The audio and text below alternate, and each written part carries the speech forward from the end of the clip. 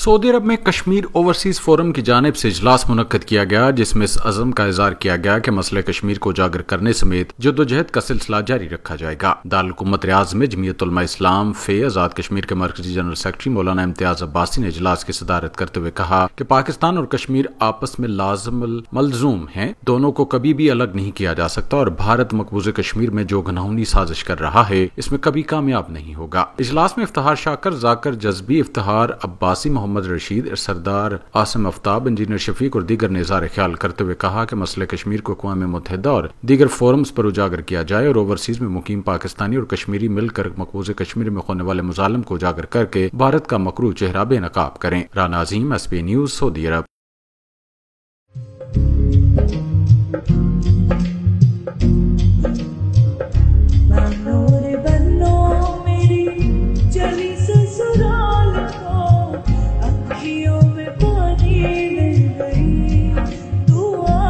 سیٹھیز life style stores, نسل در نسل خوشیوں کے ہم سفر۔